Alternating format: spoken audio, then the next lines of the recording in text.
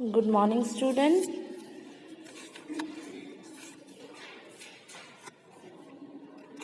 In history portion, chapter number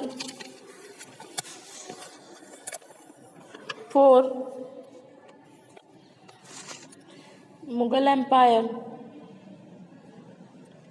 Now we will discuss about in previous lecture Akbar, Humayun, Babur, Shah Jahan, Jahangir, Aurangzeb. Now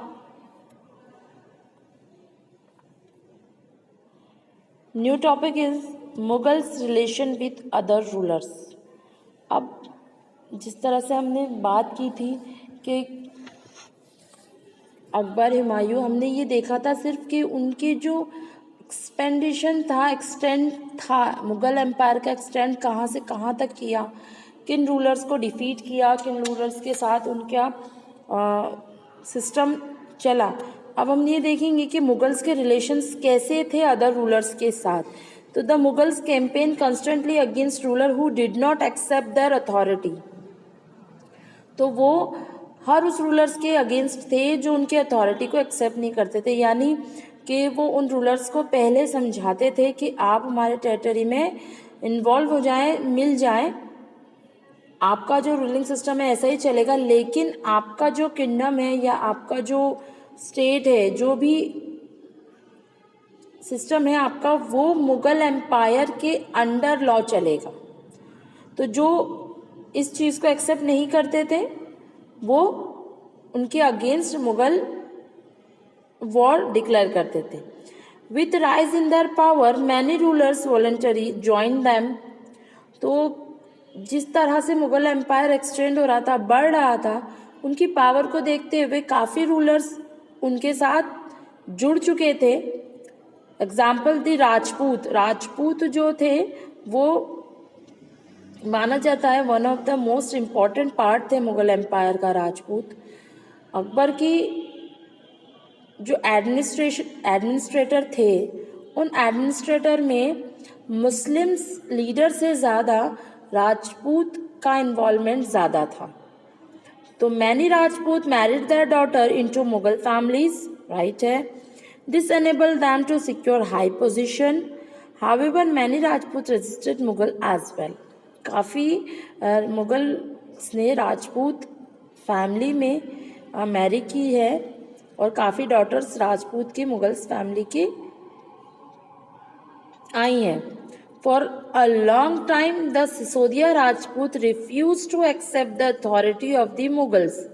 काफ़ी समय बाद भी सिसोदिया राजपूत जो थे उन्होंने मुगल की अथॉरिटी एक्सेप्ट करने से मना कर दिया, उनकी पॉलिसी एक्सेप्ट करने से मना कर दिया। तो क्या हुआ? They were defeated by the Mughals but were not humiliated.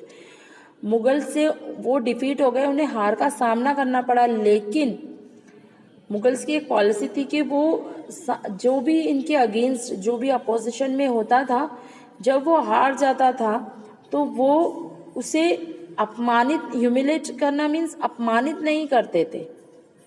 They were given their land back as assignment. उन्होंने उस सिसोदिया राजपूत की लैंड को उसे दोबारा वापस कर दिया, लेकिन एक असाइनमेंट के थ्रू कि आपकी लैंड आप ही संभालो, आपका एडमिनिस्ट्रेशन, लेकिन अब जो आपकी लैंड है वो मुगल एम्पायर का हिस्सा कहलाएगी। Mughals follow the principle of defeating but not humiliating. Mughals जो थे उनकी एक पॉलिसी थी कि वो अपने अगेंस्ट में जो भी है वो उसको हराने पे पूरा जोर देते थे, हरा भी देते थे, लेकिन कभी अपमानित नहीं करते थे। ठीक है, then they were not humiliating. This was the main reason for helping them to extend their influence over many king and chieftains. तो ये इनकी जो पॉलिसी थी ये काफ़ी रूलर्स को, किंग्स को अच्छी लगी थी। इसी वजह से काफ़ी रूलर्स जो थे बिना वॉर के उनके एक्सटेंडेशन, उनके मुगल एम्पायर में एक्सटेंड होने से इन्वॉल्व हो चुके थे कि जब ये इतना रिस्पेक्ट देते हैं तो क्यों हार कर इनमें इन्वॉल्व होने से बेटर है कि उसी रिस्पेक्ट को हम एक फ्रेंडशिप के थ्रू इन्वॉल्वमेंट में शामिल हो जाए। तो वो बिना लड़ाई किए ही मुगल एम्पायर में इन्वॉल्व होना पसंद करते थे। बट लेकिन हमने पिछले टॉपिक में पढ़ा था कि औरंगज़ेब ने शिवाजी को आगरा बुला के उसकी बहुत इंसल्ट की थी। ये एक सिस्टम था जो मुगल एम्पायर में अच्छा नहीं माना जाता, वहाँ पर भी इस चीज़ को गलत देखा गया है। मनसबदारी एंड जागीरदारी, ये इनके एक सिस्टम थे। With the expansion of the empire, the Mughals recruited diverse bodies of people. They organized the whole machinery of civil and military service on new lines, which was known as Mansabdari system. जैसे जैसे मुगल का expansion हो रहा था, यानी Mughal empire बढ़ रहा था, जितना बड़ा एम्पायर होगा, मिलिट्री और सिविल सर्विसेज इनके लिए भी काफ़ी ज़रूरत होगी। तो लोगों को जोड़ा गया मिलिट्री सर्विसेज में, और जो न्यू सिस्टम बनाया गया मिलिट्री सर्विस का, उसे हम मनसबदारी सिस्टम कहते हैं। The word mansab is derive from an Arabic word which means fixing the place. Mansab जो है अरेबिक वर्ड है, उसका मीन्स है फिक्सिंग द प्लेस, यानी किसी एक प्लेस पे फिक्स कर देना, यानी किसी एक पोस्ट पे आपको फिक्स कर दिया गया। The mansabdar were the holder of the rank in the emperor service. Mansabdar होता था, जैसे एक मिलिट्री कैंपेन है या एक मिलिट्री की ट्रुप्स की क्वांटिटी वाइज फोर्स है, तो उस फोर्स का, उस ग्रुप का एक लीडर है, उसे हम मनसबदार कहते थे। Each mansabdar, every commander to public servant was given a rank of mansab. Each mansabdar was required to maintain a number of soldiers. तो सर्वेंट को मनसब कहते थे और मनसब के लीडर्स को मनसबदार कहते थे, और मनसबदार के पास क्वांटिटी वाइज सोल्जर्स की एक ग्रुप हुआ करता था जिसको वो पूरा एडमिनिस्ट्रेट करते थे। There were two type of mansab, Zat and Sawar. The first denoting the personal rank of the Mansabdar and the second indicating the actual number of effective soldiers that he must maintain.